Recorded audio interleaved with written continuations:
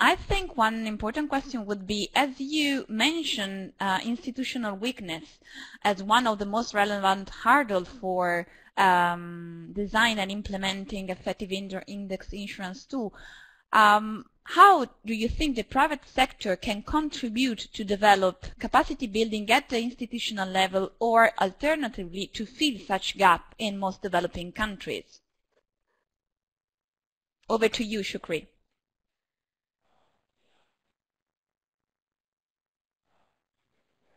Okay, Shukri, we can't hear you yet. Can you try again? Do you hear me now? Okay, very well. Thank you.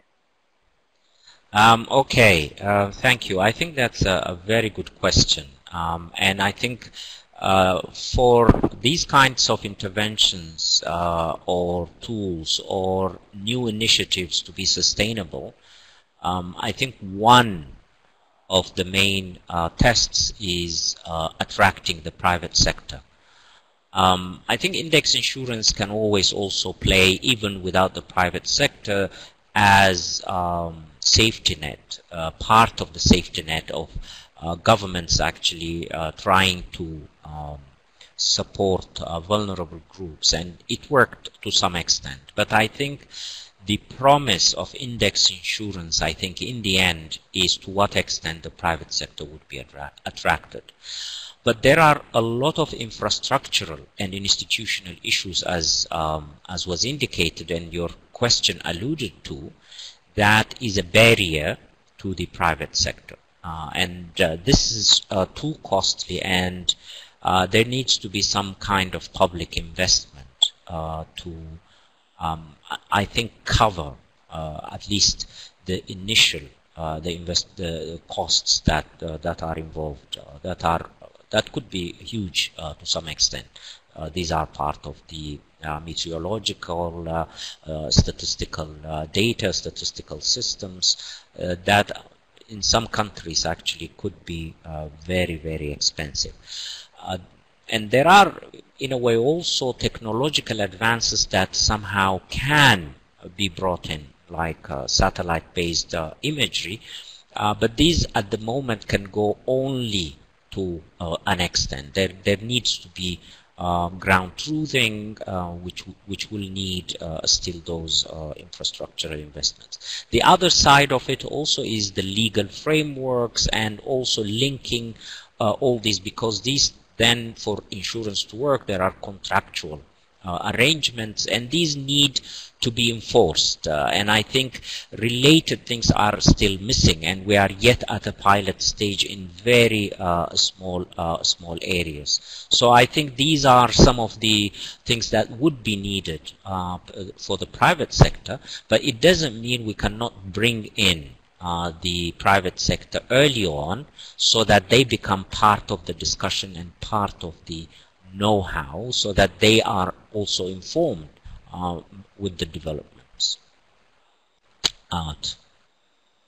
Okay, Shukri, thank you very much for your answer. I think we have time for an additional question that actually we received from the audience, and this is to some extent actually connected to what you said, and this is a bit more specific on weather related index insurance, which needs actually to be linked with the prediction techniques, you know.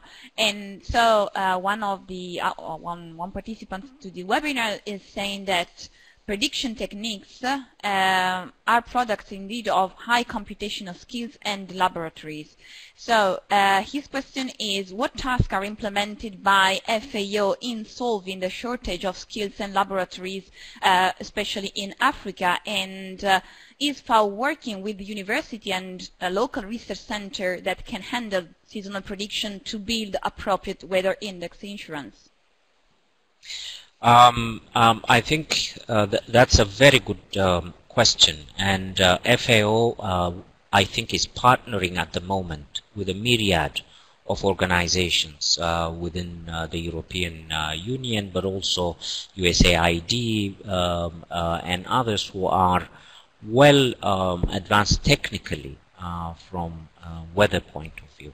But I think the main issue that that was raised is very important. I think prediction needs some kind of technical know-how for the precision. However, it depends what we are predicting. For instance, if it is a rainfall prediction in a certain area, we may not accurately know exactly what may happen. However, within the cropping season, or in a pastoralist area within the rainy season, we can know the impact it may have once the rainy season starts, because we already have certain knowledge of what would be the damage if it was so many weeks late, or if it is so many months late. We can already say what may happen and what need to be done. And I think this already is being used in different formats. Even for instance, FAO has developed what is called the Agricultural Stress Index System, ASIS. One can look at it in the internet. ASIS, the main thing it does is it translates all the information that we gather through satellite and through the NDVIs, and by working different calculations is to come up with what may happen to the vegetation and what would that mean if it is a crop area or if it is a pastoral area. And we are quite developing it now to different contexts. So yes, FAO is working in the development in these developments by using these technologies. But at the same time, the old ways of actually collecting data through the Met offices and whatever also need to be invested on. It somehow gets neglected because those are used to calibrate what you see from satellite imagery, and these two need to actually work together so that we get the right parameters, and those parameters are very important at any given point to actually indicate what may happen, and above all, what needs to be done in advance.